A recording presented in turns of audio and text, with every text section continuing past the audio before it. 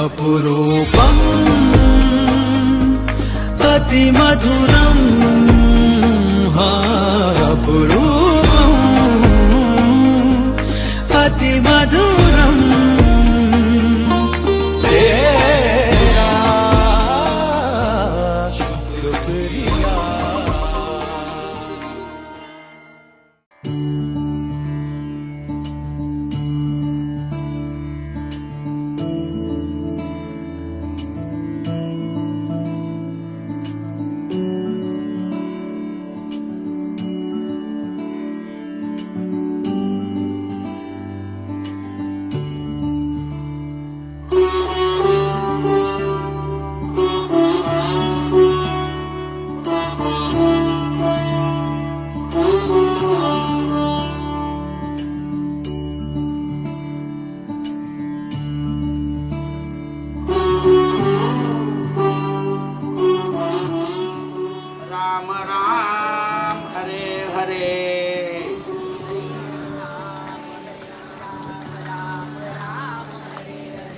हरे कृष्ण कृष्ण कृष्ण हरे हरे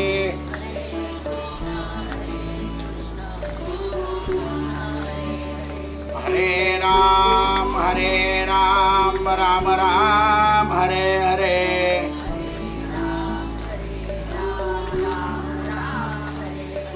हरे कृष्ण कृष्ण कृष्ण हरे हरे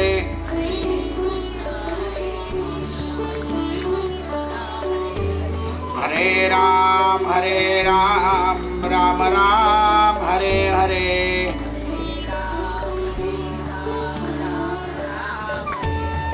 हरे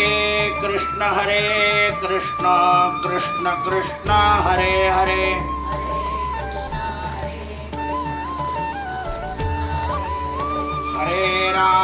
हरे राम राम राम हरे हरे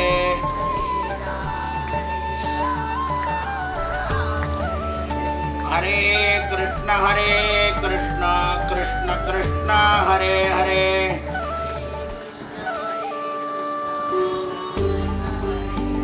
हरे राम राम राम हरे हरे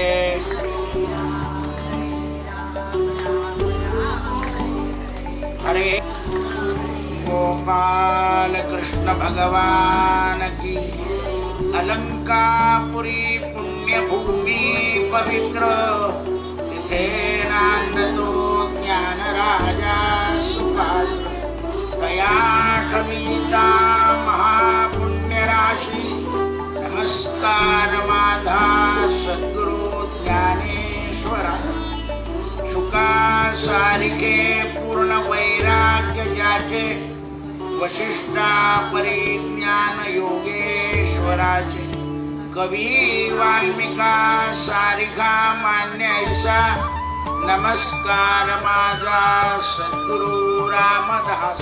दुसऱ्या सत्राला सुरुवात सकाळीच आपण विचारात घेतलं कपिल भगवंताच्या अवताराचं प्रयोजन जगामध्ये ज्ञानाची स्थापना व्हावी। पहिल्या अवतारात आपण पाहिलं की वराह रूपानं पृथ्वीवरती काढली आणि मग ज्ञानार्जनाच्या संबंधानं कपिल भगवान म्हणजे ज्ञान जगामध्ये आधी ज्ञानाची निर्मिती ईश्वराला करावी लागली। जसं कुठलीही संस्था काढायची असेल तर त्याच्या आधी नियमावली काढावी लागते तसं संसार हा भावमय आहे। या संसारामध्ये काही नियम आहेत सामाजिक राजकीय प्रापंचिक आप्त लोकांचे ते नियम आपण पाळले तरच संसार हा आनंदाचा होतो। संसारामध्ये जर आपण नियम नाही पाळले तर तो शुष्क होतो।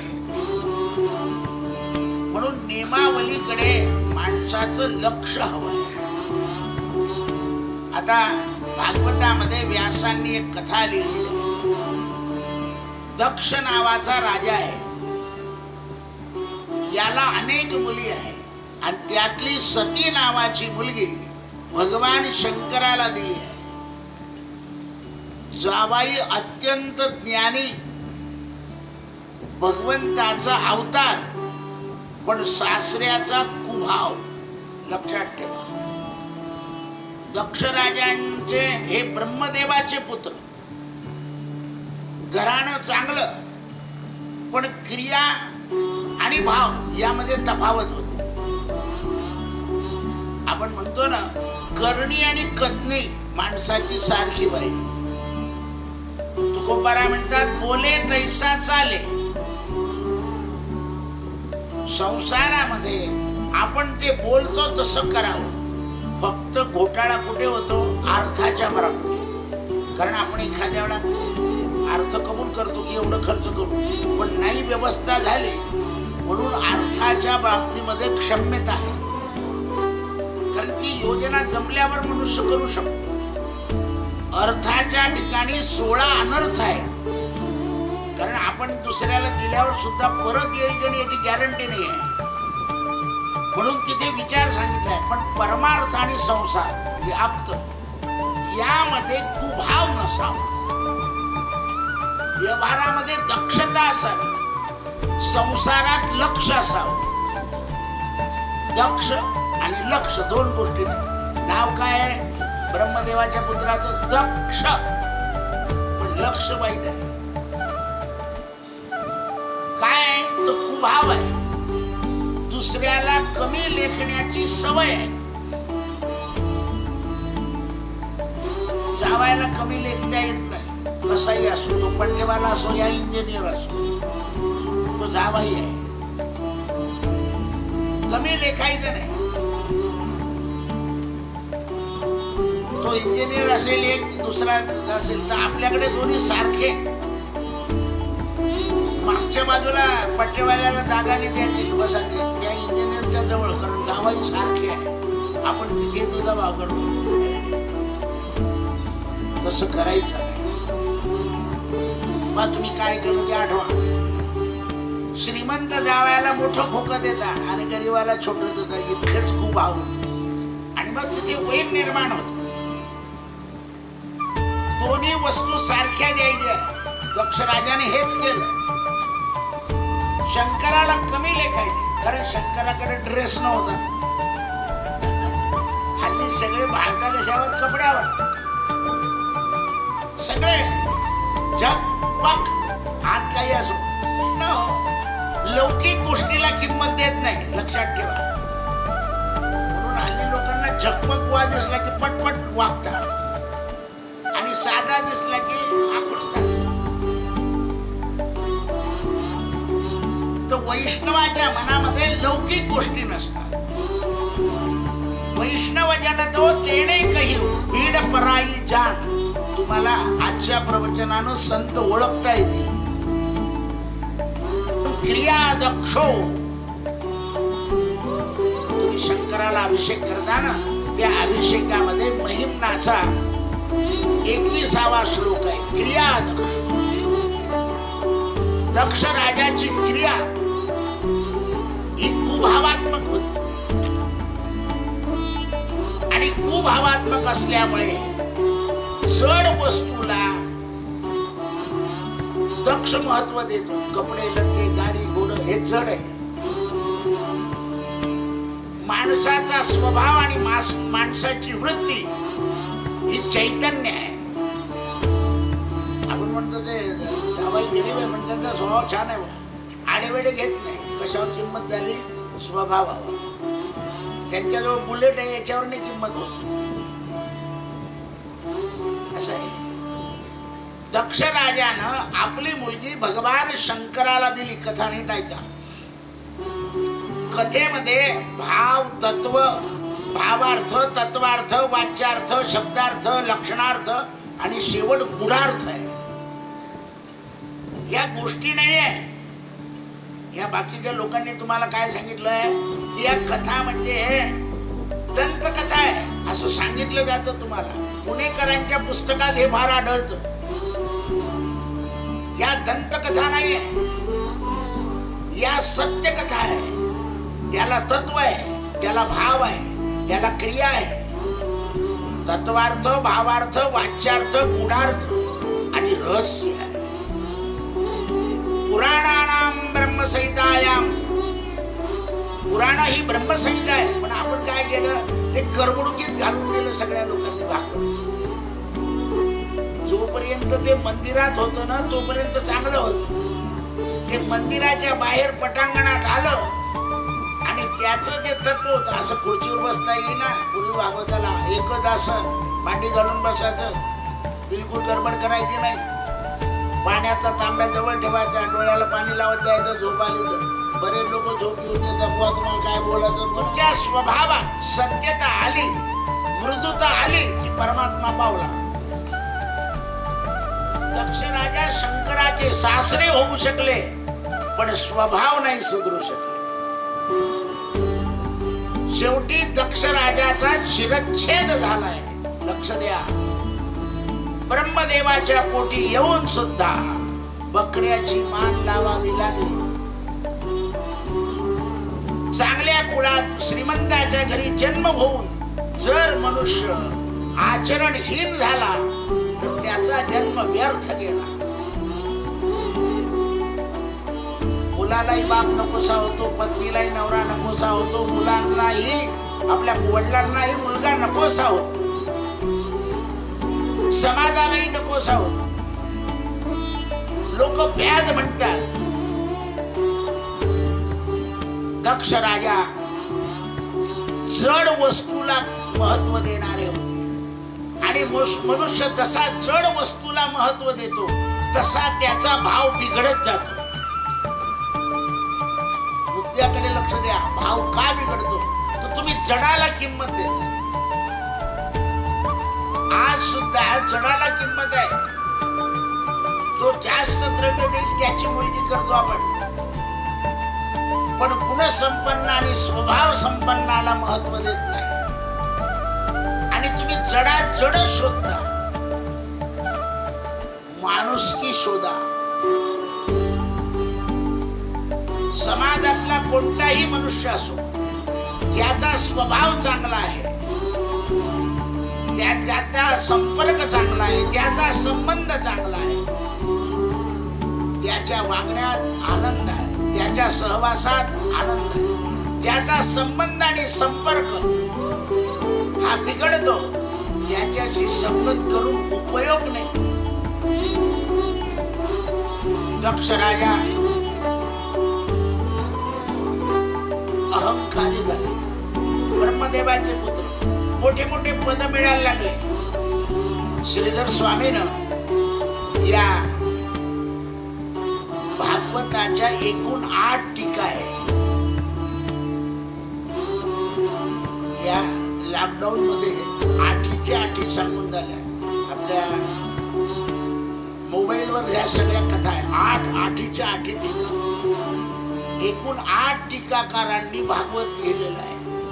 श्रीधरी टीकाकार सगळ्यामध्ये श्रेष्ठ आहे आणि हे 8 टीका अहमदाबादला भागवत मंदिरात आहे आजही.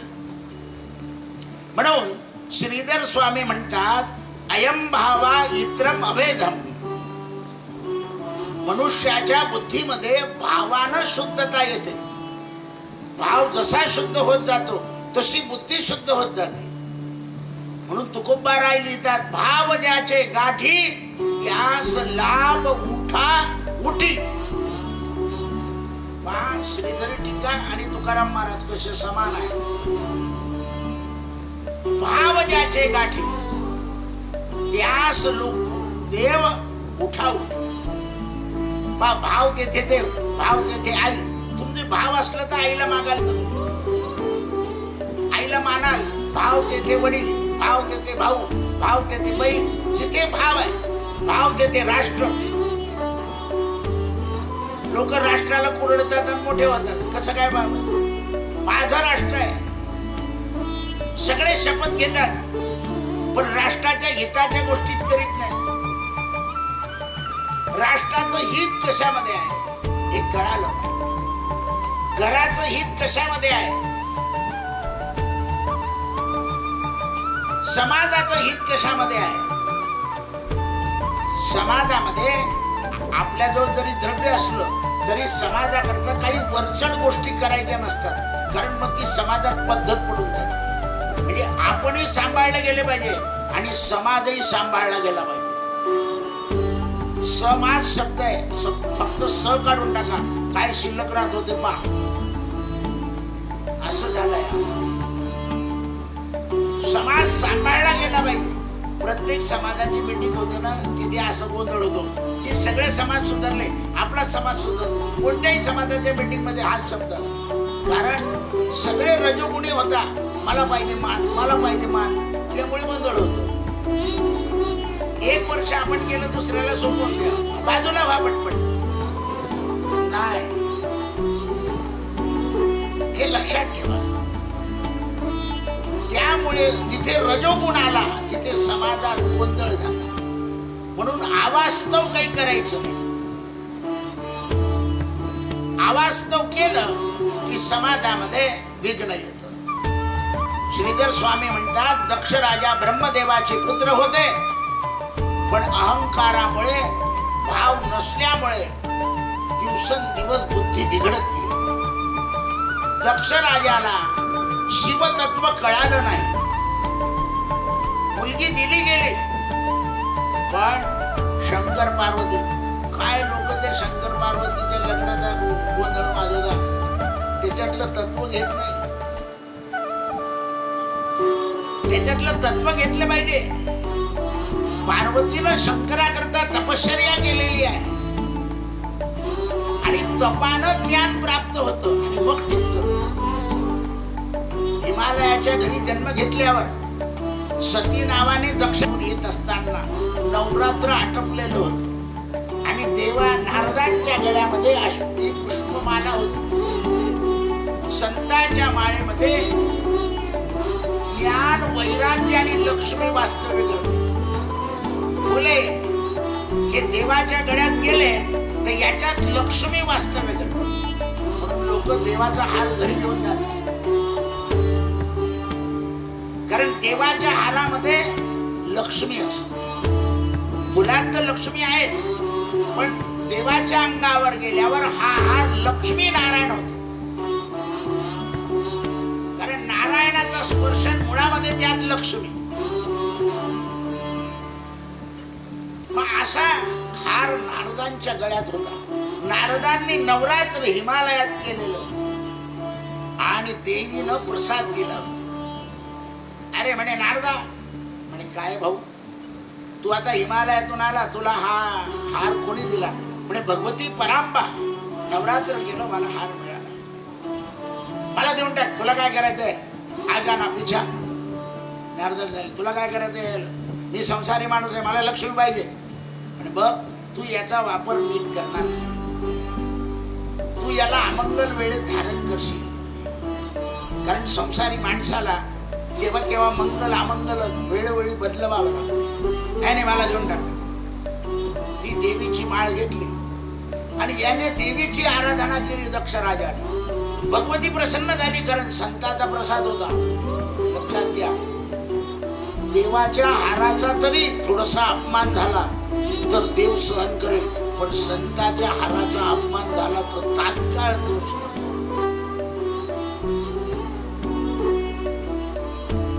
देवी प्रसन्न झाली नारदाच्या हारामुळे. बोल दक्षा, काय पाहिजे? म्हणे आईसाहेब, माझ्या पोटी मुलगी म्हणून जन्माला या. म्हणे आई दक्षा, मला आई म्हणण्यातच उपयोग आहे, मला कन्या करू नको. म्हणे आलीच पाहिजे. अरे मोठे लोक जे असताना ते म्हणतात काही करून झालंच पाहिजे. अरे नाही, असं नाही चाल. म्हणे बघ दक्ष राजा, मला आई म्हणून स्वीकारशील तर सुखी राहशील. म्हणून लक्ष्मी पुत्र व्हावं, लक्ष्मी कांत बनण्याच्या भानगडीत पडू नये. लक्ष्मीचा पती फक्त एकच नारायण आहे. सगळे लागलं तर लक्ष्मीकांत प्यारेलाल बना. गडबडीत येऊन गेले, काही टाक्या लोक, काही आपल्याला त्याच्यावर बोलायचं नाही, पण क्रमवार ज्ञान असलं तर तुमचा सदाचार असल्याशिवाय फळ मिळणार नाही, लक्षात ठेवा. नुसती क्रिया करून चालत नाही, क्रिया आणि भाव दोन्ही पाहिजे. काही लोकांनी तर ओपन जागेमध्ये महादेव ठेवून दिले, प्राणी प्रतिष्ठाने सोडून गेलं ते, कारण सर्व भेंडी पर्व काळ असं होतं ते. म्हणून शंकराची वाळूची पिंड करायला सांगितली, ती जास्त हे नको, मातीची करायला सांगितलं, लगेच विसर्जन करून टाक. त्याचे सोपस्कार नाही झाले तर त्याचे फळ मिळत नाही. दक्ष राजानं सतीला देऊन टाकलं. सतीचा एकड स्वभाव दक्षामुळे झाला. भगवती होती पण गुण आला दक्ष राजा. लग्न झालं. एकदा दक्ष राजानं कुबुद्धी झाली आणि शंकराशी वैर केलं. सगळं करावं पण जावयाशी वाकडेपणा करू नये. हा नियम लक्षात. दैवयोगाने जो मिळालाय, विष्णू मिळो का शंकर मिळो का ब्रह्मदेव मिळो, भोळा जावाई मिळाला तर म्हणायचं ब्रह्मदेव, एकदम चॅप्टर मिळाला तर म्हणायचं विष्णू, आणि अगदी गरज म्हणल्यावर येतो चालला जातो म्हणावा शंकर. आता आपले तपासून घ्या, किंवा तुम्ही कसे आहे ते तपासून घ्या. हा लक्षात ठेवा, आपलं आपलं पाहिजे. आपण प्रवचनामध्ये आपल्यामध्ये असलेले सद्गुणाची वृद्धी करावी आणि असद्गुणाची नाश करावी. याच्याकरता प्रवचन आहे. प्रवचन कर्मणूक नाहीये. कथामृतम तप्त जीवनम श्रवण मंगलम. श्रवणानं मंगलता आली पाहिजे. श्रवण केल्यावर कोणाची टिंगल, कोणाची गंमत काहीच करायची नाही. इथे तर तुम्हाला शांत करून पाठवलं जात आहे, जेवण करून, म्हणजे काही संताप यायचं किंवा काही व्हायचं काही गरज नाही आहे. भोजन करून जात आहे तर शांत वृत्ती झाली पाहिजे. प्रसाद आहे हा भागवताचा प्रसाद आहे, लक्षात ठेवा. मला कालही बोलायचं होतं, आजही बोलायचं होतं. प्रसाद ग्रहण करायचा आहे. प्रसादाने दुःखाचा नाश होतो. पाहे प्रसादाची वाट, धुवोनी या द्यावे ताट. म्हणून सगळे संत आपल्या मठामध्ये प्रसाद चालू ठेवतात. काही नाही मिळालं तर हातावर जरी पाण्याच्या अध्यायामध्ये आणि राजाच्या अध्यायामध्ये प्रतिपादन केलंय, आपण लक्ष देत नाही. पण सत्यनारायणाच्या पोथीमध्ये सुद्धा कूड आहे खूप. आपण म्हणतो बुवा उठवा, काय लावलंय ठर ठर. देवाची पूजा करताना भावना असली पाहिजे. एक मनुष्य नास्तिक होते आपल्या बेळगाव शहरात. त्यांना वाईट वाटायचं की माझ्या आईने मला दुरुस्त केलं, माझी पत्नी प्रयत्न करते, पण मला काय दोष आहे. तर त्यांच्या आईने मरताना त्यांना असं सांगितलं होतं, बघ मी जे तुला सांगितलं ते तू ऐकलं नाही तरी मी बळजबरी करत होते. माझ्यानंतर माझ्या सुनेचं तू ऐकल्याशिवाय राहू नको. ते माझ्याकडे आले म्हणे, दादा माझा स्वभाव खूप खटाळ आहे. आई सांगून तर गेली पण केव्हा केव्हा मी धुडकून देतो, मला वाईट वाटतं. म्हटलं बा तुमचे पत्नी पूजा करते ना, तिने आरती आणली की फक्त आरती घेऊन घ्या. 1.25 महिना काहीच बोलायचं नाही, तुम्ही आरती घ्यायची. त्यांनी तीर्थ दिलं, तीर्थ घेऊन घ्यायचं. प्रसाद दिला, प्रसाद दिला. तुम्ही देवाजवळ जाऊ नका. 1 महिन्यानंतर त्या ग्रस्ताने एक दिवशी आपल्या पत्नीला झाली, मला आरती करायची, देवाजवळ आणि आरती रोज आरती स्वतःच्या हाताने करायची. नंतर स्त्रियांना काही काही अडचणी उभ्या राहतात, पूजेला बसायला लागला. नंतर ती बाई तयारी करून तो स्वतः पूजा करायला लागला, अजून पूजा करतोय. एवढा फरक आहे. म्हणून घरात पत्नी देवधर्माच्या बाबतीत आईचं आणि पत्नीचं ऐकलंच पाहिजे. आपण धुडकून देतो, बावळट आहे तुला काही समजत नाही. देव इथे पाहिजे म्हटलं काळभर सांगणं सोपं आहे. देव इथे पाहिजे. अजून आईला आई मानत नाही, बापाला बाप मानत नाही, कसं काय देव इथे? ज्याचा देव इथे आहे तो कोणाला दुखवत नाही, दया सर्वभूती कुठून तरी ऐकलेलं असतं, आपण बोलून टाकतो. बोलण्याने काम नाही. दक्ष राजानं पाहिलं की याला काही मान देऊ नये, म्हणून दक्ष राजाने एक मोठा समारंभ ठेवला. त्या समारंभाचे अध्यक्ष दक्ष राजा झाले. भगवान शंकर येऊन बसले. आधी सगळे दक्ष राजा आल्यावर उठले, भगवान शंकर उठले. कारण काय होतं हे साधे सांगणारे काय सांगतात, शंकरानं उठायला पाहिजे होतं, सभेचा नियम आहे, सभाध्यक्ष आलं की उठावं. तर सगळ्या विद्वान लोकांनी शंकराला सांगितलं होतं की महाराज तुमचा सासरा विरोध ऐकत नाही. आम्ही सांगून गेलो, प्रत्येक आपल्या मनाप्रमाणेच करत होतो. हा यज्ञ असाच करा, मी सांगतो त्यावेळेस करा. हल्ली सुद्धा पूजा असली ना, काही लोक म्हणतात राहू काळ आहे, पूजा नाही करायची. अरे देवाला कशाचा राहू काळ? तुमचं शुभ काम असेल त्याला. केव्हाही पूजा 12 वाजेच्या आत झालेली पूजा आहे. 12 नंतर पितृकाळ सुरू होतो, लक्षात ठेवा. तो त्रासदायक आहे. राहू देवाला घाबरतो का देव राहूला घाबरता? काय अज्ञान लावलंय. पूजाचा कालावधी जो आहे, हा तुम्हाला कुठे प्रवासाला जायचंय, कुठे सह्या करायचंय, काही मुहूर्त करायचंय, त्याला तो राहू काळ आहे. कोणी गुरुजी 3 तास बसून राहिला सत्यनारायणाला राहू काळ आहे. देवाला राहू काळ नसतो, नवरात्राला राहू काळ नाही. पूजा ही सकाळीच, पूजाचा कालावधी आहे. पवित्र भाव राहीपर्यंत पूजा झाली पाहिजे. एकदा व्यवहार सुरू झाले की बुद्धी विचलित होते, पूजा नीट नाही होत. म्हणून ब्रह्ममुहूर्तम, पूजाविधी सकाळी लवकर सुरू झाला पाहिजे. वेळ दिली आहे. माध्यान्हाला पूजा आहे, पण गंधा अक्षत पुष्प, सायंकाळी आरती. षोडोपचार पूजन जे आहे ते प्रसन्न अंतःकरणानं, प्रसन्न चित्तानं झालं. दक्ष राजा ऐकायचे नेहमी सांगेल ते. सगळ्या ऋषी लोकांनी सांगितलं भगवान शंकरा, माणूस जावायकडूनच ठिकाणावर येतो. म्हणून बायने मी म्हणता आता नीट बोलत जा, जावाई आले.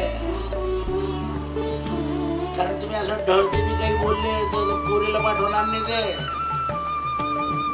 तो म्हणतो मला फक्त ढळ ढगाचा माहिती आहे, दुसरा माहित नाही. स्त्रिया, आई, पत्नी, बहीण ज्या ज्या सूचना करतात धार्मिक गोष्टी ते ऐकल्या पाहिजे, कारण त्यांना त्याचं ज्ञान असतं. तुम्हाला एक उदाहरण सांगतो. मुलगी, तुमचं कोणाकडे लग्न असेल ना, तुम्ही मुलगी पाहायला जर गेला किंवा मुलगा पाहायला गेला आणि त्या लोकांनी तुम्हाला टाइम दिलाय की 5ला आमच्याकडे या, तर त्या घराण्याचा नियम असा असतो ते बरोबर 5ला दरवाजा उघडून बाहेर येऊन उभा राहतो. तो जर बाहेर असेल तर समजायचं हे घराणं आपल्याला आहे काय. कारण आदरातिथ्याचं प्रेम आहे. मुलगी दाखवायला या, मुलगा दाखवायला आहे. मनुष्याचा स्वभाव आहे.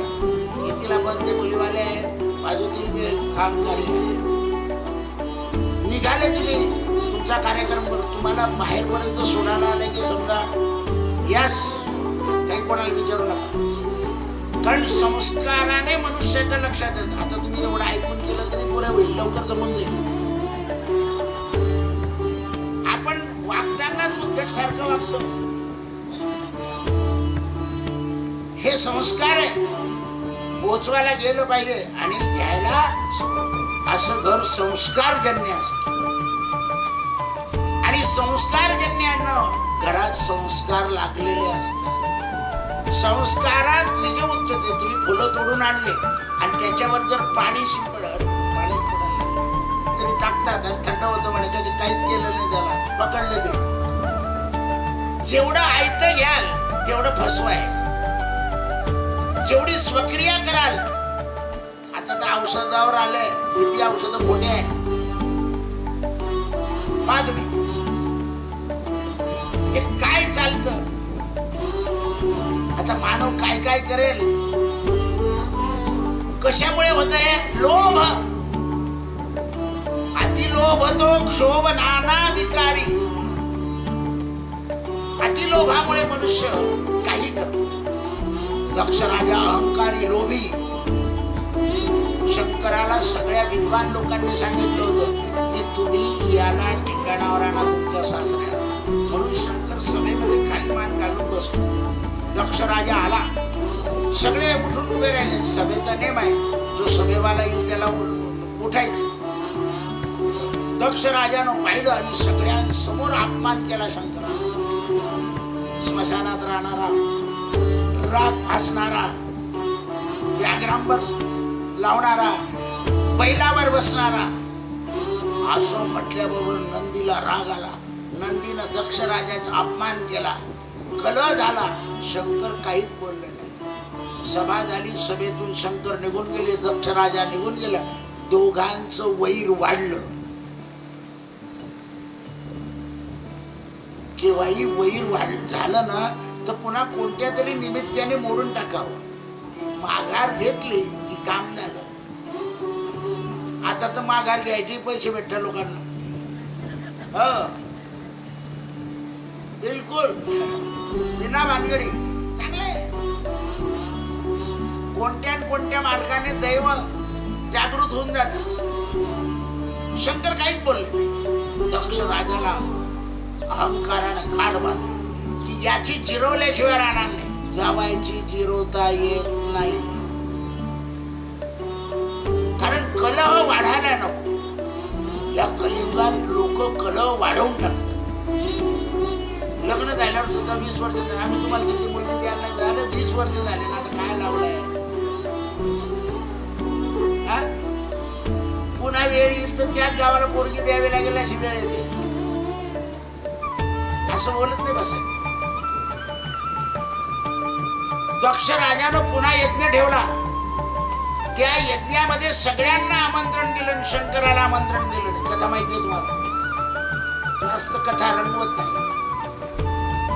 सतीला शंकरानं जायला नाही सांगितलं. म्हणे बघ, जिथे आमंत्रण नाही तिथे जाऊ नये. म्हणे वडिलांच्या घरी जायला काय हरकत आहे. आधी सती नाही म्हणून गेली आणि मग कैलास पर्वतावर बाहेर उभे राहिले. शंकर म्हणे बाहेर उभे नको, तिकडून लक्ष्मी येईल, सावित्री येईल, तुला म्हणेल तू आज गेली नाही का, जाऊ देत नाही, उभे राहू देत नाही का म्हणे. असंच बोलतात लोक. आता शंकर सरळ सांगत होते. काही माणसं पत्नीची अगदी सरळ वागतात, पण ती बाई वाकड्यातच असते.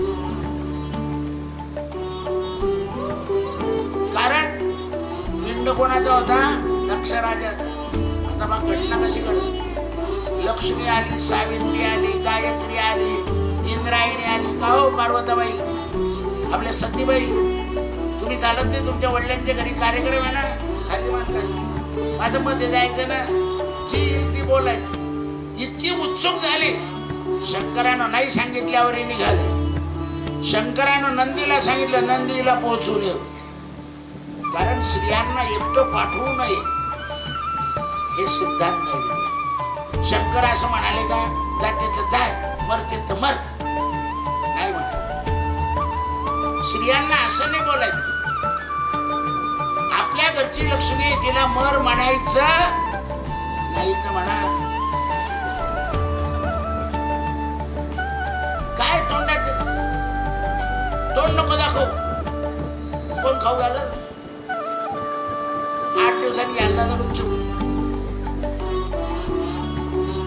आपली लक्ष्मी ती आहे. त्या तांदळाच्या लक्ष्मीचं पूजन करते. खरी लक्ष्मी तर श्रीच आहे, तीच घरात येते. तांदळाला लात मारायला लावतो आपण. ते मोठं पूर्ण करता लोक. भावाने केलं नाही. आई कशाला आली, का बोलवलं होतं का कोणी. कारण सगळे दक्ष राजाच्या. कारण नाश जेव्हा येतो ना, तेव्हा मनुष्य माणुसकी विसरतो.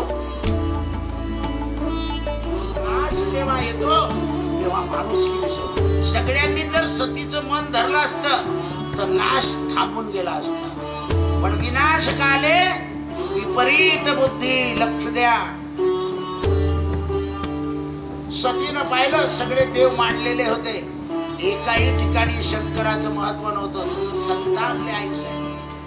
हे दक्ष राजा, तुझ्या अहंकारी शरीरापासून माझं शरीर निर्माण झालं. मी माझ्या पतीचा अपमान करून आली आहे. आता तुझ्या यज्ञाचा विध्वंस करते. म्हणून सतीनं कुंडामध्ये, यज्ञ कुंडामध्ये उडी घातली. तुम्ही हरिद्वारला पाहता, कणखल क्षेत्रामध्ये टाकून दिली उडी. पिवळं वस्त्र परिधान केलं आणि सती गमन करून हाहाकार मारला. देवर्षी नारद शंकराकडे काय, वीरभद्र प्रकट झाले. दक्ष राजाच्या यज्ञाचा विध्वंस झाला आणि मान उडवून दिली दक्ष राजाची. लबाड माणसांचे जे गुरुजी असतात त्यांची दाढी काढून घेतली भृगु ऋषीची. कारण त्या गुरुजींनी दक्ष राजाला सांगायला पाहिजे होतं, शंकराची पूजा केल्याशिवाय यज्ञ पूर्ण होणार नाही. तिथे दधीची नावाचे ऋषी आले होते.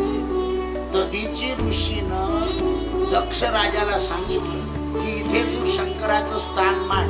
तुमच्याकडे पूजा होते ना, त्याच्यामध्ये शेवटी एक रुद्र कलश असतो, ते भगवान शंकर असतात. या सगळ्या कर्माचे ज्ञात शंकर आहे.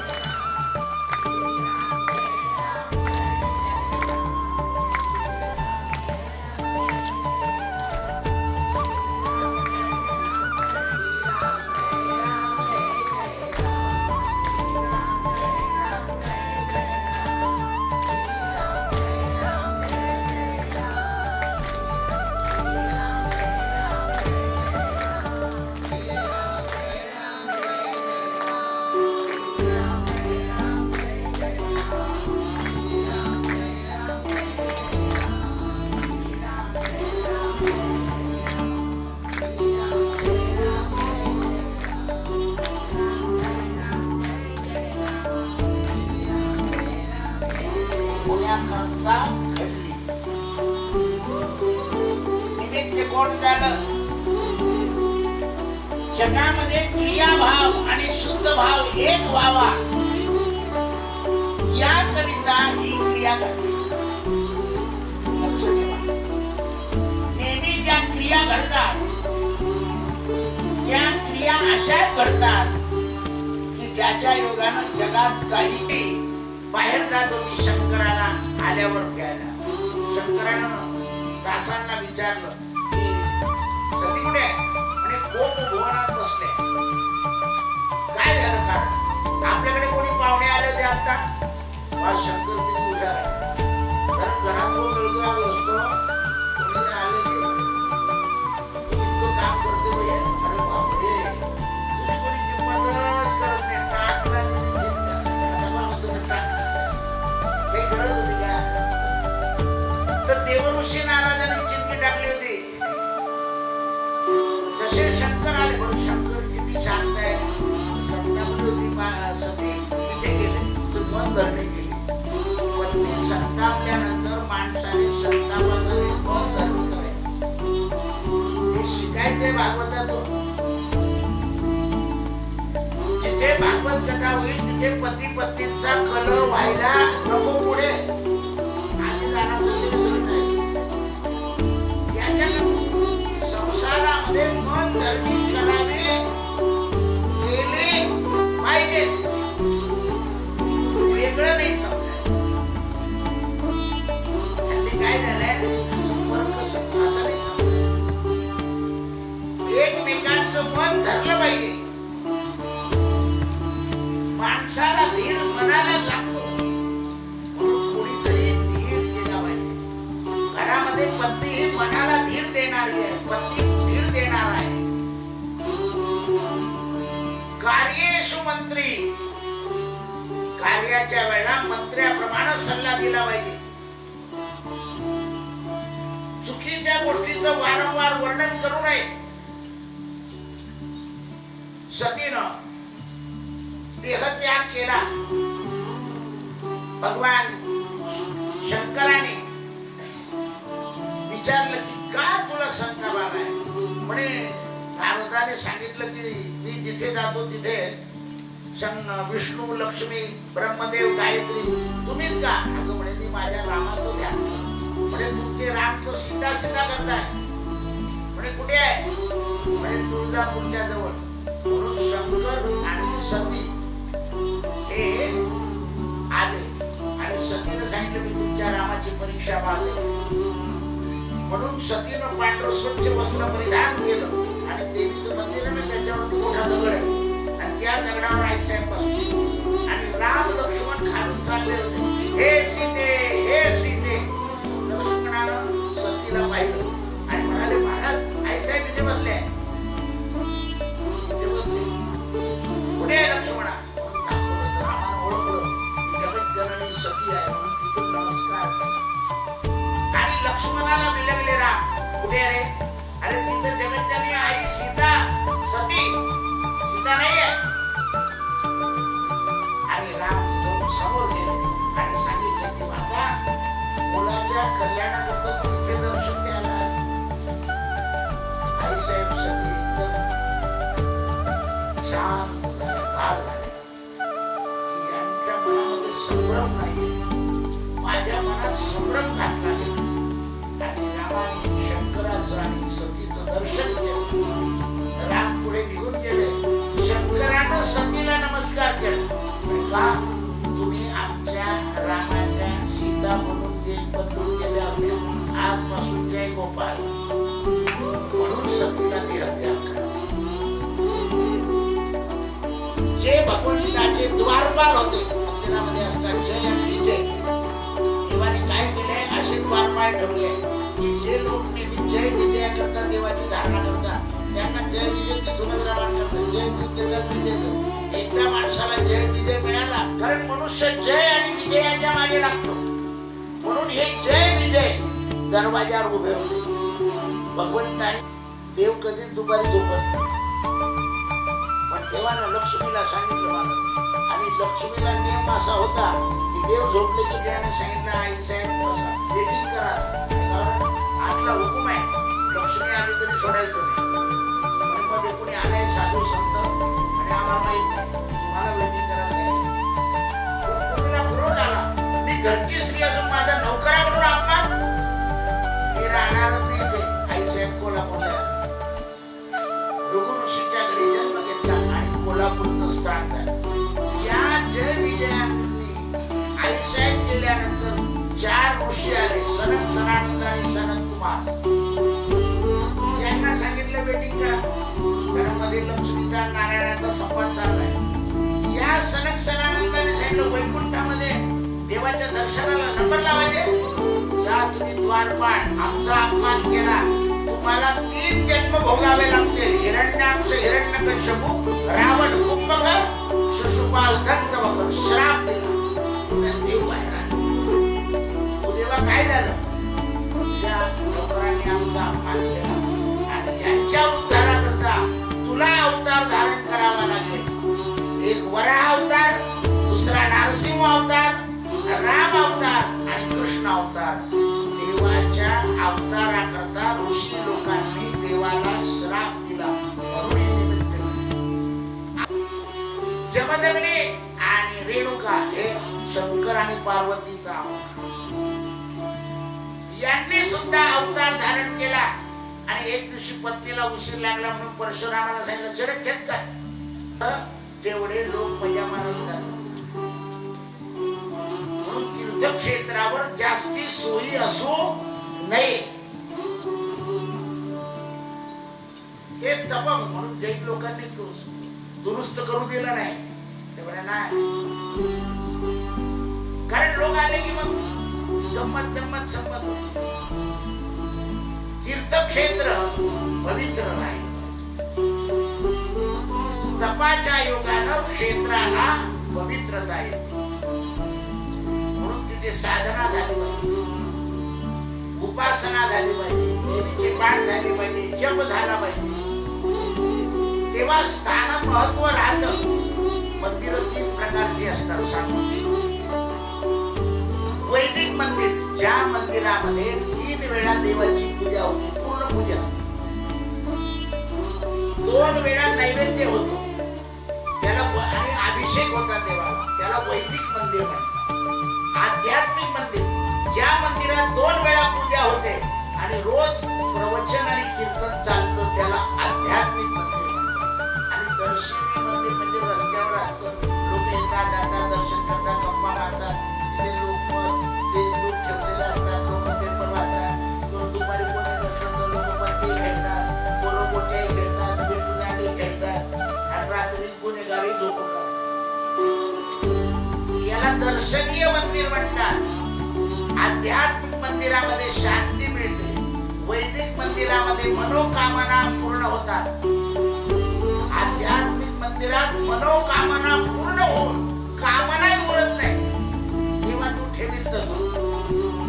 त्यामुळे आध्यात्मिक मंदिर विशेष असतो. नेवासाला जा, आळंदीला जा, तिथे कथा प्रवचन, पांडुरंगाला जा, तिथे कथा प्रवचन लोक कमी असतील.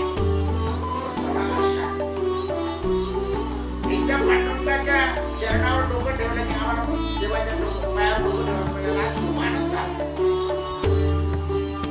शांती मिळते. मनातल्या मनोकामना शांत होऊन जातात. वैदिक मंदिरात गेले, हे मनोकामना झाली की ती मनोकामना, ती मनोकामना झाली की ती मनोकामना, तर चालूच असतं, कामना पूर्ती. म्हणून आध्यात्मिक मंदिराचा आश्रय घेतला पाहिजे. तिथे ज्ञानेश्वरी पारायण, कथा, कीर्तन, प्रवचन, मनाचा बळ जिथे निघतो तिथे अध्यात्म म्हणतो. कथा, प्रवचन, भगवंताचं नामस्मरण. लोक कामनेच्या मागे जास्त लागले आहे. गर्दी जी होते ती कामना, हे केलं की ते मिळेल, ते केलं की ते मिळेल, ते केलं की ते मिळेल. नाही मिळालं की देवावरती श्रद्धा उडतात. अध्यात्माने देवावरची श्रद्धा उडत नाही.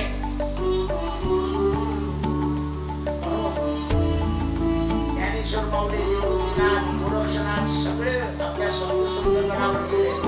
निवृत्तीनाथांनी सगळ्या भावंडांना समाधीला बसवलं आणि घेतल्या बाजून मग गडावर गेले. तिथे सगळ्या शिंद्या ठेवल्या आणि मग त्र्यंबकेश्वरला समाधी केली.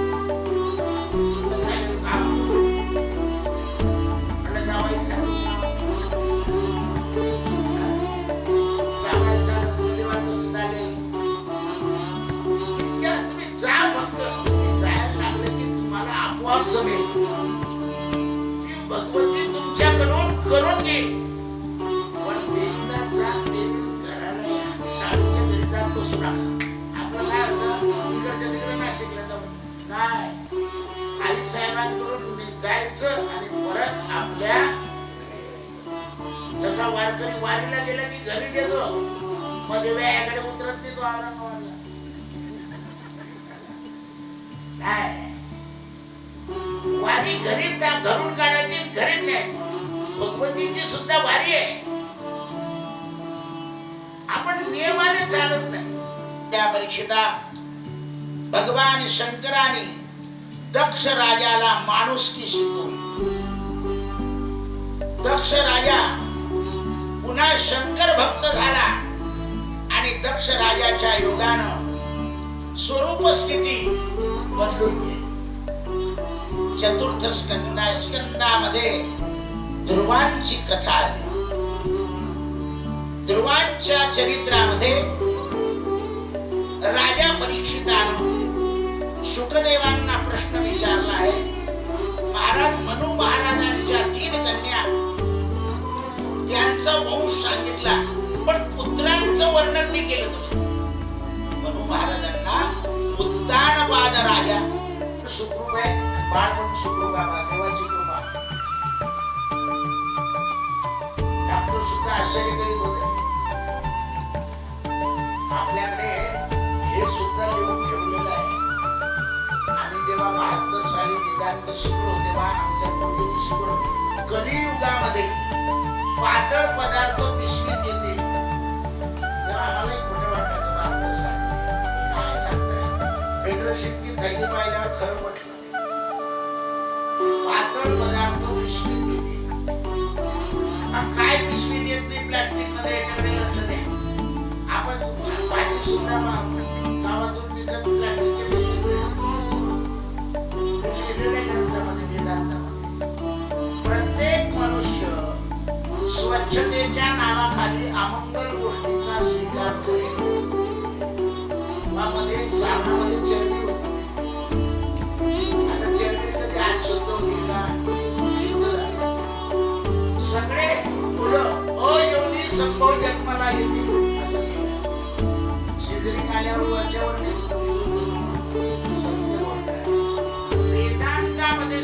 जे सांगितलं ते कलियुगात जसं कुठलीच गोष्ट चांगली मिळणार नाही. काय काय गोष्टी येत आहे, काहीच चांगलं नाही. सगळे खोट्या कामाला प्राधान्य देतील.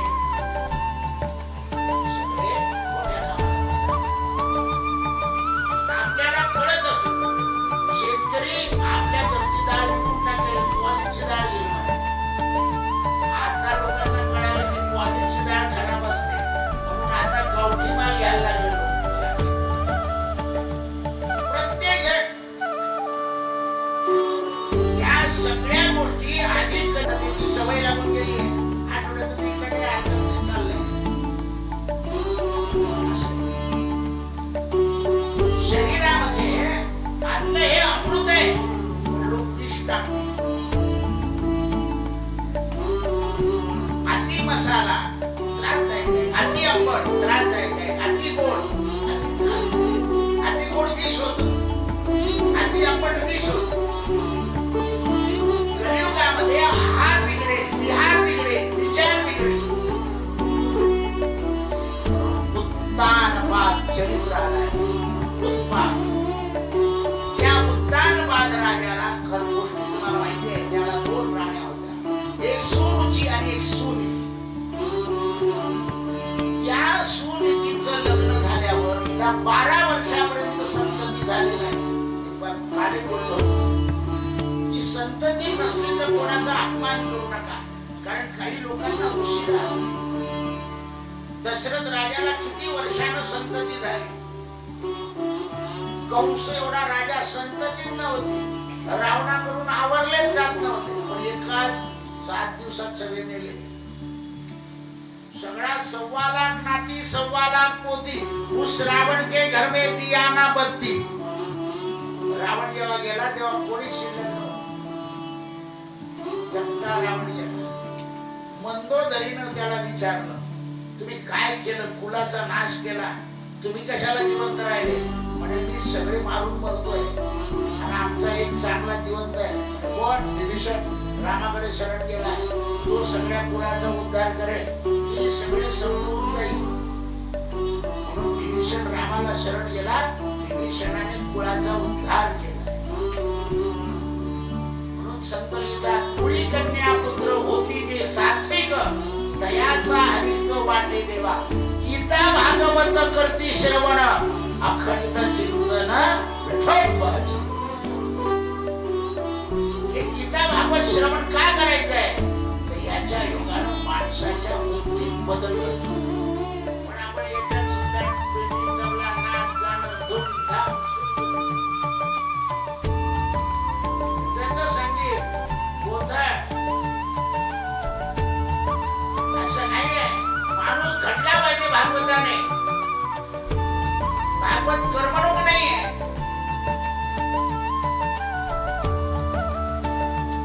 कोणी कवाल्या म्हणते इथे बसून, कोणी काही व्यासपीठाचा अपमान करतात. इथे व्यासपीठ ज्ञान असं दळलं पाहिजे. पीठ म्हणजे बारीक, असं एक एक मुद्दा सांगितला पाहिजे लोकांना, त्यांना कळायला पाहिजे. एक बाई माझ्याकडे आली, दादा आमच्याकडे चूक झाली, सगळं घर बांधलं गेलं, त्याच्या खाली सोन्याचं ताट ठेवलं गेलं. काय होणार आहे?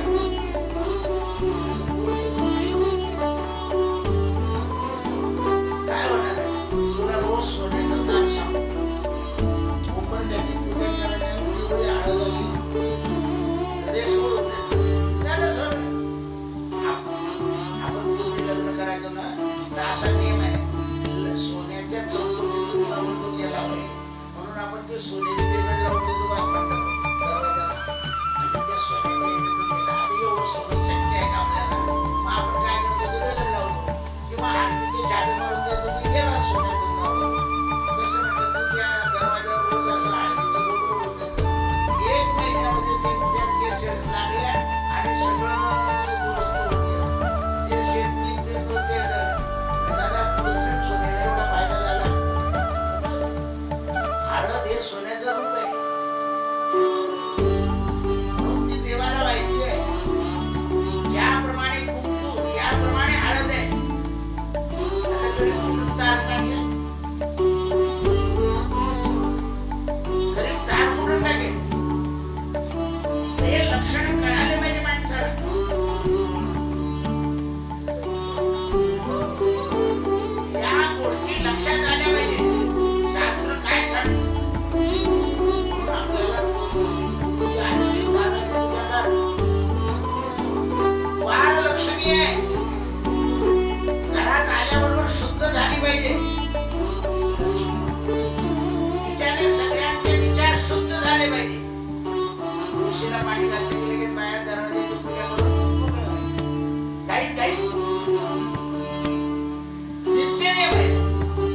संध्याकाळी लक्ष्मीचं पूजन नाही कोणी स्वाटणं म्हणजे तिला कुंकू लावायचं स्वाटणं धरले कारण ती घराचं रक्षण करते भिंत तिला सुद्धा आपलं सगळं आहे ते लक्षात ठेवा. भारतीय संस्कृती फार उच्च आहे.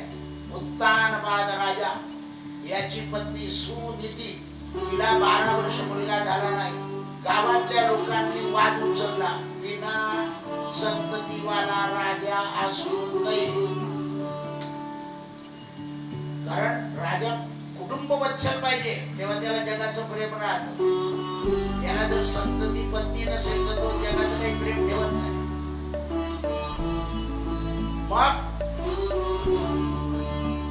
उत्तानपाद राजा म्हणाला सुनीतीने दुसरं लग्न करणार नाही त्यामुळे तो राज्य सोडून दे.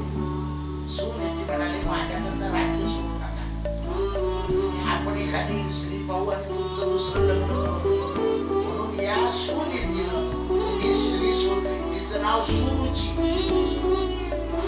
आणि उत्तानपादाला सांगितलं की आम्ही दोन्ही घरात राहून चिंता करू नका राज्य सांभाळ. या सुरुचीने आल्याबरोबर सांगितलं मी मोठी राणी तू नाही कारण ते भानगड होणारच. मग या सुनीतीने काय केलं आपलं घर राजवाडा सोडून गावाच्या बाहेर एक महल होता त्या महलात एकटी राहायला चालली गेली नोकरी. सुरुची राजवाड्यात राहायला लागली पण ही सुरुची ती होती नाव काय तिचं सुरुची आपली आवड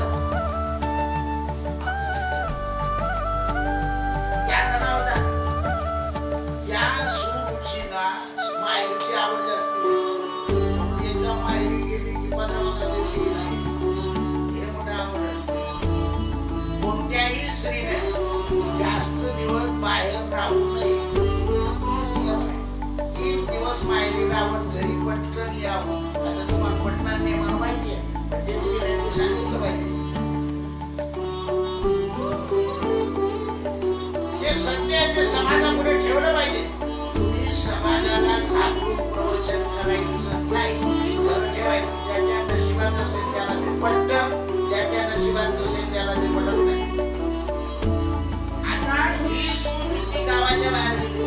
राजा कशाला एकटा राहील तो लागला चालला गेला सुनीतीकडे आणि 15 दिवसामध्ये सुनीतीला गर्भ राहिला. सुनीती आणि राजा परत महलात आला. असं का झालं विष्णू पुराणामध्ये कथा आहे. या ध्रुवाला राजघराण्यात जन्म नव्हता. याचा जन्म गावाच्या बाहेर दुसऱ्या घरात जेव्हा आई राहील तेव्हा हा जन्माला येणार कारण याचं राजघराण्याचं पुण्य नव्हतं. हा ध्रुव मागच्या जन्मी कोण होता त्याची कथा विष्णू पुराणामध्ये हा ब्राह्मण कुळामध्ये जन्माला आला होता आणि याने मागच्या जन्मामध्ये आई वडिलांची 90व्या वर्षापर्यंत सेवा केली. याचे आई वडील 90व्या वर्षी गेले त्यांच्या वयामध्ये आई वडिलांना काही दिवस बदलत नाही.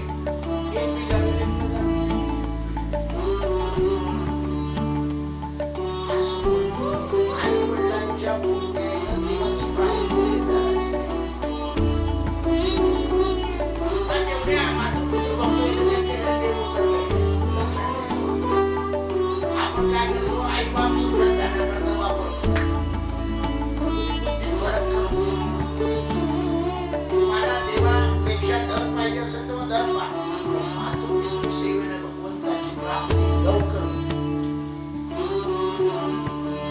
मातृदेव भव पितृदेव आचार्य देव संतांची सेवा तुम्हाला भगवंताची प्राप्ती. पण मर्यादा ठेवायची. आई वडिलांच्या सेवेला मर्यादा नाही आहे. बाकीच्या सगळ्या सेवेला मर्यादा आहे. 70 वर्षाचा मुलगा सुद्धा आईच्या जवळ मांडीवर झोपू शकतो. लगेच ते डोक्यावर हात घेऊन त्यांचे भाऊ लवकर बरावर रे माझं आयुष्य तुला मिळू दे कारण आई आहे ती. जननी आणि जन्मभूमी यांची किंमत करता येत नाही. स्वर्गापेक्षाही श्रेष्ठ आहे असं सांगतात. सुखदेव सांगतात राजा परीक्षिता, ध्रुवाचा जन्म झाला, पण या सुरुचीला वाटत होतं की मला माझा मुलगा होईल, मोठा मुलगा गादीवर बसतो, पण दैवयोगानं ध्रुव मोठा झाला. कारण आपल्याकडे घटना अशी आहे की मोठा मुलगा गादीवर बसू शकतो, धार्मिक घटना आहे. सुरुचीला वाईट वाटायला लागलं. सुरुचीला बऱ्याच दिवसाने उत्तम नावाचा मुलगा झाला. सुरुचीच्या मुलाचं नाव काय? उत्तम. आणि सुनीतीच्या मुलाचं नाव काय? ध्रुव. ध्रुव म्हणजे निश्चित. सुनीतीने तुम्हाला निश्चित फळ मिळणार आहे. आणि सुरुचीच्या मुलाचं नाव काय? उत्तम. म्हटलं भाजी कशी झाली? उत्तम. ढोकळे कसे झाले? उत्तम. केला म्हणून माझ्या पोटी जन्माला येत मग गादीवर बसायचं. अरे रे रे, ध्रुव नाराज झाला. उत्तानपाद राजा सुरुचीच्या आधी होऊन गेला होता, काही बोलू शकत नव्हता. सुरुचीच्या आधी मनुष्य झाला ना की मग पराधीन होतो. म्हणून सवय सुरुची आहे. म्हणून माणसानं सेवेच्या अधीन होऊ नये. व्यसनाधीन झाला की मनुष्य पराधीन होतो. व्यसन उत्तम वाटतं पण ते घातक आहे. मनात बुद्धी स्थिर झाली की मला भगवंताची प्राप्ती करायची आहे, कारण असं मत पाहिजे की त्याच्यावर मला कोणी उठवलं नाही. आणखी एका पुराणात कथा आलेली आहे, जेव्हा सुनीतीनं ध्रुवाला समजवलं की तू भगवंताची प्राप्ती कर आणि आढळ पडलो, त्या वेळेला राजाचं अष्टप्रधान जे होतं ना, हे अष्टप्रधान ध्रुवाकडे आले. सुनीतीला म्हणाले, महाराणी, आम्ही आजपासून ध्रुवाला राजा जाहीर करतोय. ध्रुव जेव्हा मोठा होईल तेव्हा गादीवर बसेल, पण आजपासून राजा भाग्य कसं आहे. ध्रुवानं सांगितलं, महाराज, मी नुसतं तपाला चाललो तर माझ्याकडे राजगादी आली. तप करून आल्यावर किती वैभव राहील, तर मला तप करून येऊ द्या, मग गादी पाहू. भगवंताचा भक्त मानाकरता हांबावलेला असतो. आपल्या प्रत्येक देवतांच्या वाहनामध्ये गुणधर्म सांगितलाय, आपण त्याच्याकडे लक्ष देत नाही. तरी संतांनी आपल्याला समजावून सांगितलं, लाकडाचं देव त्याला आगनीचं भय, सोन्याचं देव त्याला चोराचं भय, हे समजावून सांगितलं. पण आपण लक्ष नाही देत. कोणी काही सांगितलं की चाललंय, काही सांगितलं फक्त पैसे मिळू द्या असे उपाय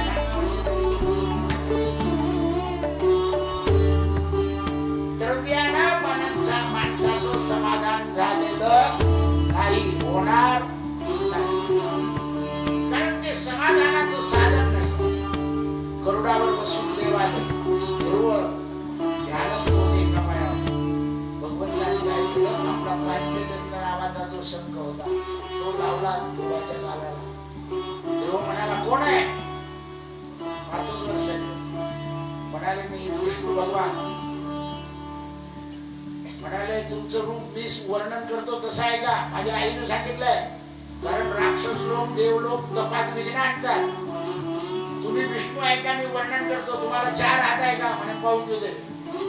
म्हणे मला म्हणे 4 हात आहे. शंख आहे हातात, म्हणे चक्र आहे, गदा आहे, पद्म आहे, कमरीत पिवळा पितांबर आहे का?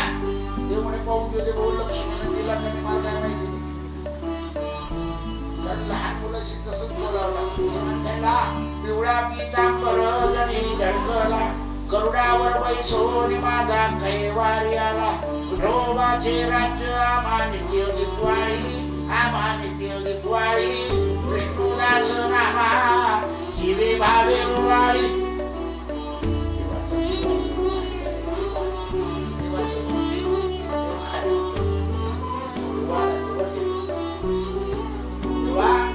तुझी माता तिने तुला सन्मान तेव्हा तुम्ही प्रसन्न झाले. बोल ध्रुवा काय पाहिजे?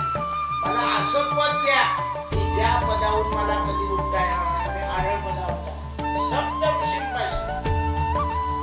चला माझ्या आईला घेतो तिथे म्हणे अजून नाही, तुला गादीवर बसायचंय, वैष्णवाचं राज्य स्थापन करायचंय. आता पहिला वैष्णव ध्रुव आहे, अजून कोणी वैष्णव झाला नाही. तुला उत्तानवाद नावाच्या नगरीत जायचं, तिथे वैष्णवाचं राज्य स्थापन करायचं, तुझं लग्न होईल, तुला नातू बंधू होतील आणि मग आढळपदावर जायचंय. वर दिला आणि भगवंताने ध्रुवाला गरुडावर घेऊन सोडून दिलं आहे. भगवान चालले म्हणे जेव्हा राज्याभिषेकाच्या वेळी यावं लागेल म्हणे आहो लोकांना कबूल करून आलं म्हणे. तेव्हा आले तेव्हा उत्तानपाद राजाला नारदाने सांगितलं, अरे आला तो म्हणे आला पण गादीवर तो बसेल म्हणे आहो. अष्टप्रधान ध्रुवाच्या समोर होते. उत्तानपाद राजानं सुरुचीला बोलवलं, सुरुचीला बोलवलं आणि ध्रुवाच्या स्वागताकरता हत्तीचं वाक्य ठेवलं. ध्रुव जसा आला तसा सावत्र मातेला नमस्कार केला. ती लागली, म्हणाली आई तू जर टोचून बोलली नसती तर मला हे दिवस आले. राजाला नमस्कार, तुम्ही जर मला आकडून दिलं नसतं तर मला हे दिवस आले. मग सुरुचीला नमस्कार केला आणि नारदाला नमस्कार केला. तेव्हा नारदाने हृदयाशी धरलं, देवा धन्य तुझी माता, पुत्र सात्विक निघाला म्हणून तुझी आई धन्य. उत्तानपाद राजा त्याच्या आधी भगवंताला शरण नारदाला शरण गेला होता. भाऊ म्हणे मला एवढा मोठा वनात चालला गेला आणि माझ्या अजून काही हे होत नाही, तू 6 महिने दूध भात खा. उत्तानपाद राजाने 6 महिने दूध भात खाल्ला. उत्तानपाद राजा आई मिळेल कारण तो हे जीव जी आहे ना तिला वरणच असं लागतात.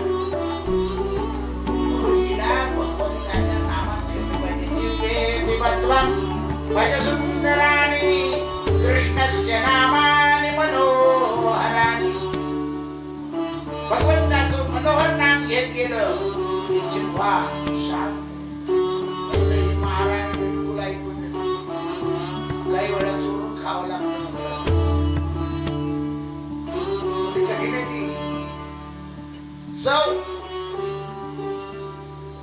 किती वेळा खाल्लाय तिने, तिचं पोट कधीच भरत.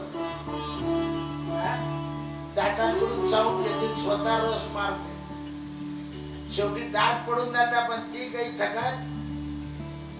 तुमच्या दवाखान्यामध्ये एक मुलगी बाळगली ती म्हणे सोन्याचा तार नवरा म्हणे बघ आतापर्यंत 52,000 रुपये लागून दिले तुला, आता कुठून सोन्याचा तार आणू.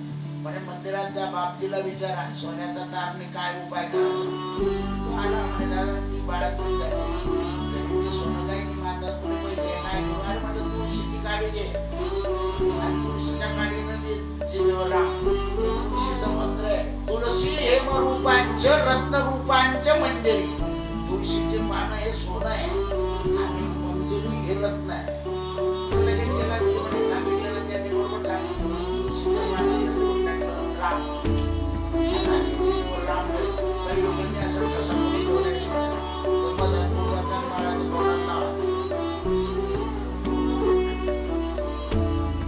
सगळीकडे सोनं होतं. दवाखान्यात गेलं गेलं गेलं याच्या बाई सोनं गेलं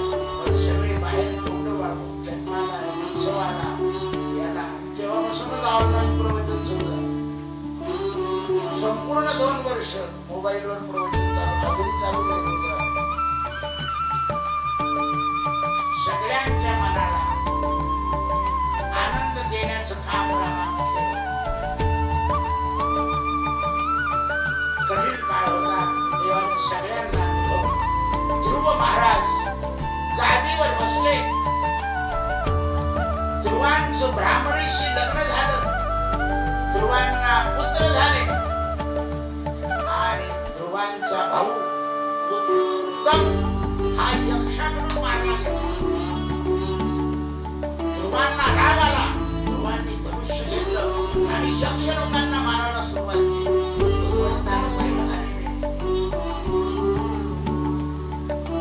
याला आपण वर देऊन सुद्धा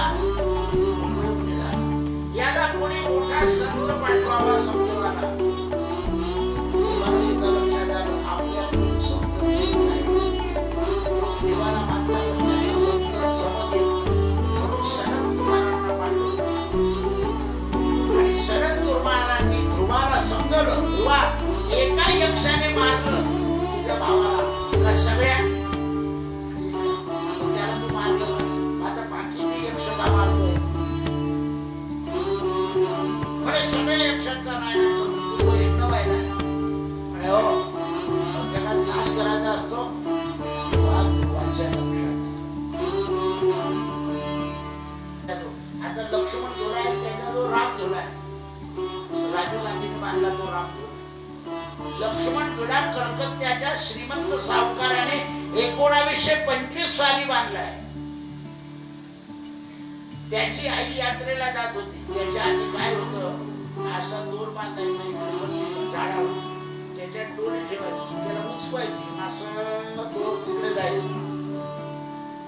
जर दोर तुटला तर गंगेत लोटला. या श्रीमंत सावकाराच्या आईने मुलाला सांगितलं तुझ्याजवळ पैसा भरपूर आहे, तू बांध. म्हणून 1925 साली हा लक्ष्मण झुला बांधला गेला. त्याचं नाव लक्ष्मण झुला का ठेवला? तर तिथे रामानं लक्ष्मणाचा त्याग केल्यानंतर लक्ष्मणानं तिथे तपश्चर्या केली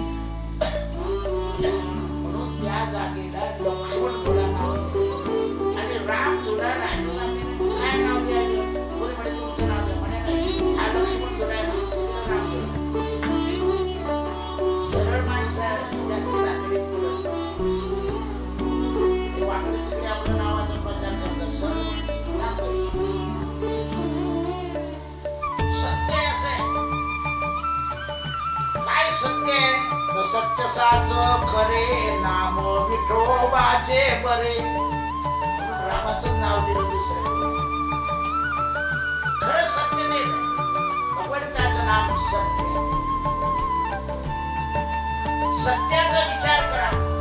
आपले नाव किती दिवस राहते? पंचमाचं नाव विचारलं श्राद्धाचं त्याच्यात माहिती म्हणलं नारायण मान, पंचीचं गंगा मान, आद्याचं नाव भागीरथी मान. मनुष्याने अहो जसं तुम्ही खर्दी करून कागद ठेवताना त्याला चिटकून पूर्वच्या घरावाला फोटो तुम्हाला यायला लागली आहे, फारच वेगळं झालं. तुमच्या नातवाला कळालं पाहिजे की माझा आजोबा होता, माझा पंजोबा होता. वालथे मारू नका. लोकांना ज्ञान राहणार नाही, संस्कृती विसरून जा. कशाला या लोकांचे पुतळे बांधायचे गल्लीमध्ये? हे बंधुआ देणार का जळगाव शहराला? हुशार पंचवर वालथे मारत आहे. माळूच्यावर ठेवलंय म्हणून श्राद्धाच्या घर त्यांचं फोटो हे भाडेकरी आले सुरपूरला. आई बापांची बंधुआ होते. काय कल्पना आहे? ज्या आई बाबांना मातृपितृ तीर्थ म्हटलं, ज्या पुंडलिकाला आई बाबांच्या मागे पांडुरंग उभा राहिला, त्याच्या महाराष्ट्रामध्ये आई वडिलांचे फोटो काढू नका मोठे दादा. आईचं बाबांचं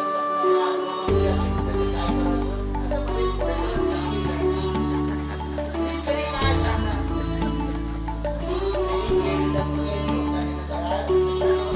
आईचं सोनं घेऊन ये.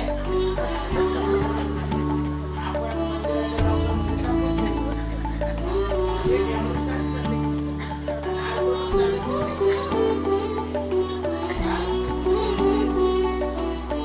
काय पद्धत निघाली आहे? असू द्या, दाखवा. असं लग्न झालं होतं पूर्वी, अशी पद्धत संपवू नका. एवढे लोक जेवत होते. संस्कृती संपवण्याची कामं चालले सगळे. असं वागू नका. भारतीय संस्कृती उच्च संस्कृती आहे. जन्मभर त्यांचं ऐकलं नाही आणि फोटो बंधुवा देतो. असं कसं काय बंधुवा देतो? तुम्ही ऐकून घेतलं. म्हणजे एखाद्या बाईचा नवरा गेलेला असतो, ती सून जेव्हा पालथा फोटो मारते ना, ती बाई म्हणते काय आपल्या समोर यांना पालथा मारलं. ती वाईट वाटून जसं त्या आईला, त्या पतीला पालथा मारल्यावर त्या बाईचं मन काय म्हणणार, हे सून ऐकत नाही. बिलकुल अगदी तल्ला धरल्यामुळे म्हणजे आई तुम्हाला काय समजतं, काही कामं होता नाही ना, या फोटोमुळेच होता नाही आहे. अशी दशा करून ती आई तळतळेल, आणखी काम होईल का? आई होणार. कारण ती तळतळेल, माझ्या समोर यांचा फोटो पालथा मारलाय. विचार करा, जागृत राहा. अधर्म हाताने घडू देऊ नका. काय सांग तुम्ही जिवंतपणे घाबरलेले त्यांना आता फोटोला घाबरताय. फोटो काढू नका.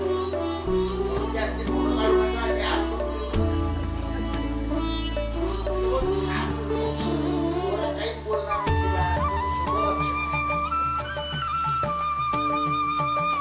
संस्कृतीकडे लक्ष द्या. जागृत राहा. या अशा भोळ्या गोष्टींना थारा देऊ नका. सनातन धर्म फार उच्च आहे. काय कथा ऐकताय तुम्ही ध्रुवाची? ध्रुवाला मर्मभेद केला सनक सनानंदांनी, जागृत केलं. एका यक्षाने मारलं का? तू अनेकांना मारतोय, पाप करतोय वैष्णव. ध्रुव वनामध्ये आले, तपश्चर्या केली. शेवटी मृत्यू जवळ आला. मृत्यूवर प्राय ठेवला आणि आकाशात जायला तेवढ्या वेळात विमानाला सांगितलं माझी आई आहे. म्हणे तुझी आई आधी गेली. जो चांगला पुत्र होतो ना, ते इतर आधी उद्धरून जातात. त्यांना गया करावं लागत. दरवर्षी जर आपण श्राद्ध केलं ना, काही गयाला सुद्धा लोक काय सांगतात, तुम्हाला तिथं सरळ बाई आता काहीच करू नका, उलट सांगतात.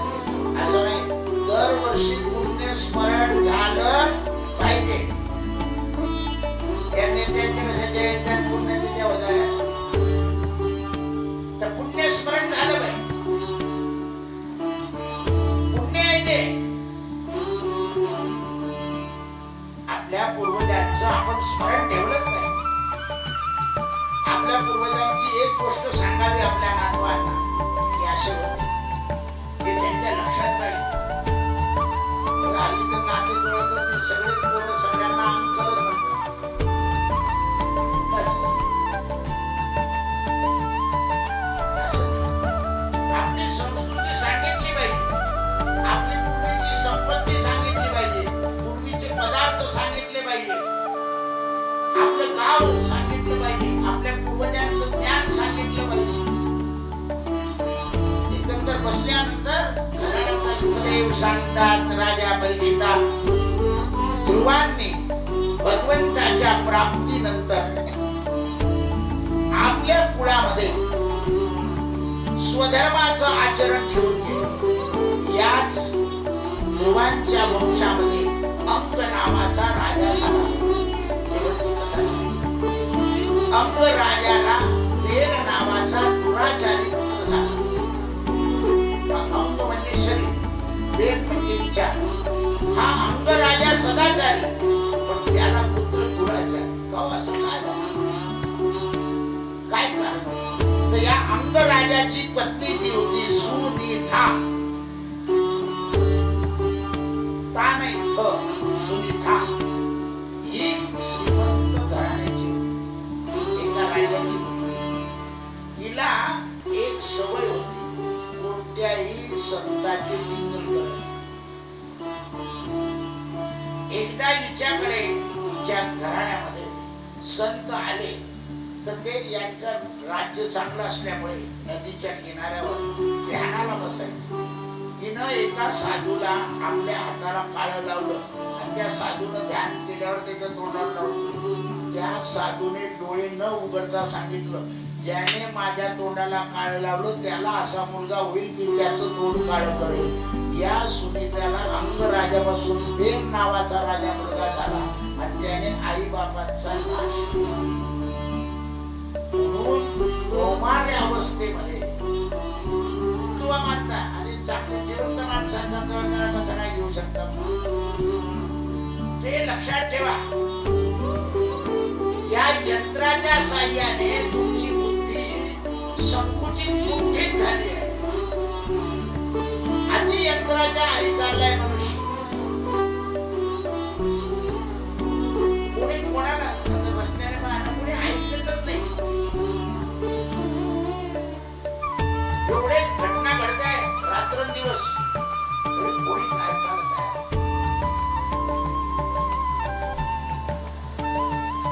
तुमचं आता लक्ष असेल पाऊस आला तेव्हा 1-2 मिनिटं मी अगदी ध्यानस्थ झालो. आरोग्याने म्हटलं कथा करू द्या. समोर बसले कारण त्यांच्याशिवाय पवन सुताशिवाय कोण आहे जगामध्ये सांभाळायचं. रामाने गरुड आणि हनुमंत इथे ठेवून गेलेले आहे की माझ्या भक्तांना सांभाळ. आणि दृष्टांत दिला शरण शरण हनुमंता तुम्हाला रामदूता काय भक्तीच्या त्या वाटा मग धावाव्या सुभटा. कोणतेही संकट सांगा तुम्ही त्यांना ते संकट मोचन आहे.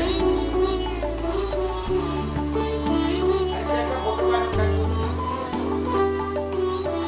मुलांना मारुतीची उपासना करून आपल्या जुन्या गावापासून पद्धत होती व्यायामशाळा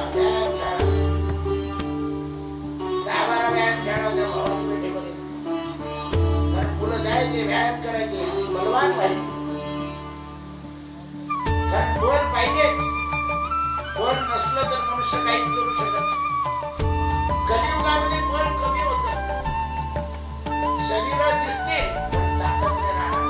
100 किलोचं पोतं 50 वर आलं तर 50-30 किलोच्या पोताड्या काही झाल्या जात नाही. ताकद कमी झाली आहे.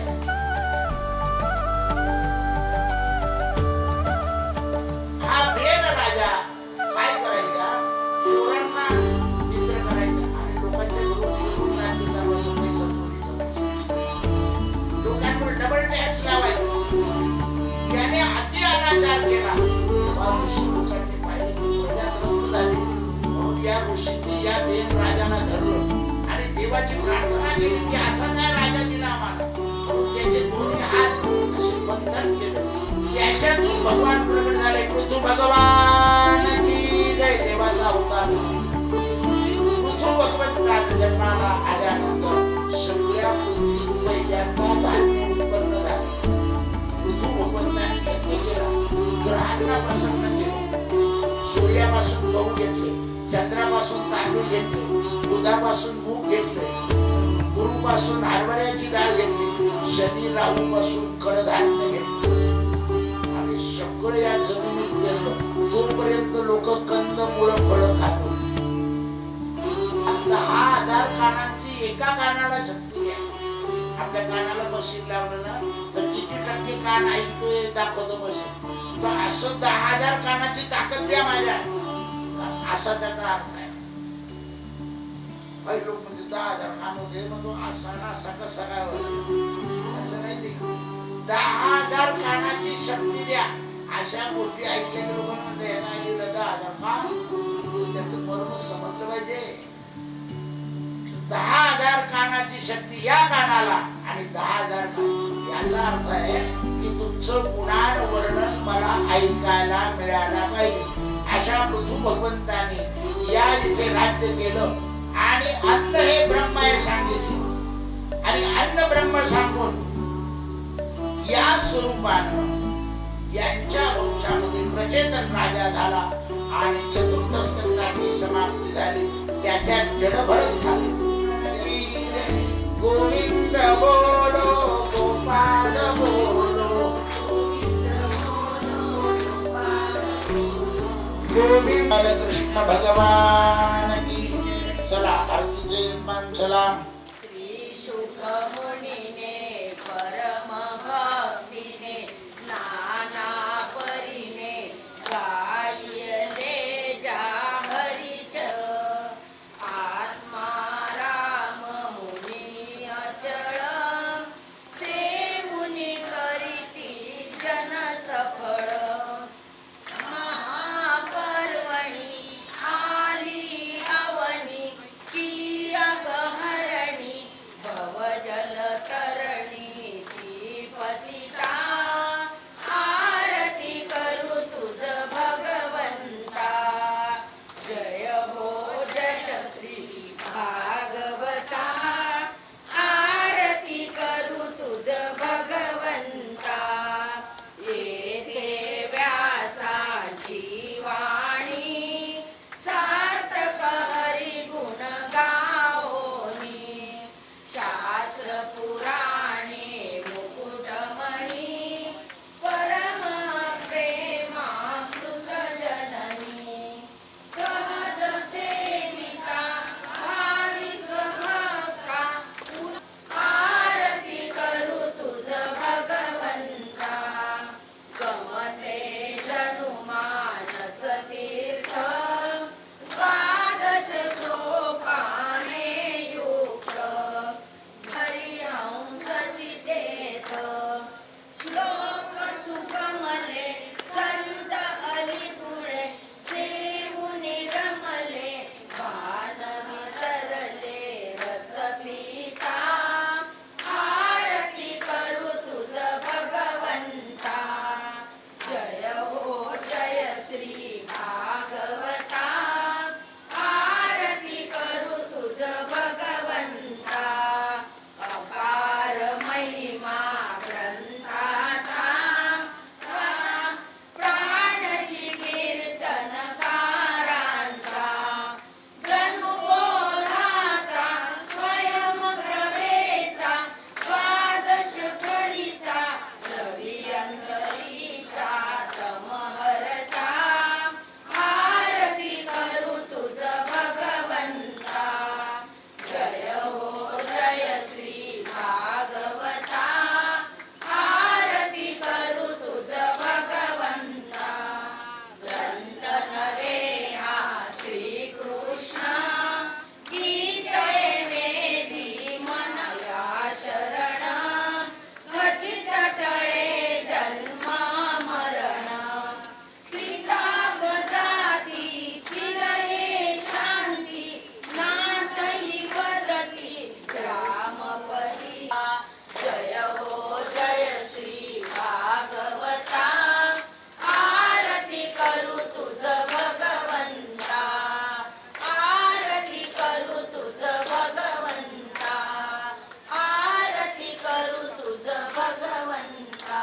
कर्पूर गौरम करुणावतारम संसार सारम भुजगेंद्रारम सदा वसंतम हृदयारविंदे भवं भवानी. कस्तूरी तिलकं ललाटपटले वक्षस्थले कौस्तुभं. नासाग्रे नवमुक्तिकं करतले वेणुकरे कङ्कणं. सर्वांगे हरिनन्दनं सुललितं कंठे च मुक्तावली. गोपाल अक्षता फुलं वाहून द्यायचं. आरती मागे सगळ्यांना देऊन द्या. व्यापका जनार्दना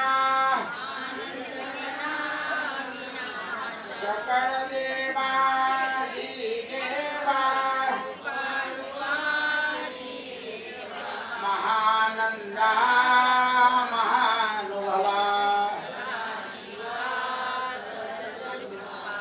चक्रधरा विश्वंभरा. सहस्रपादा सहस्रकरा. कमलनयना भवतारका दरिद्राक्षिते. अगाये सगुणा जय निर्गुणा काला गणी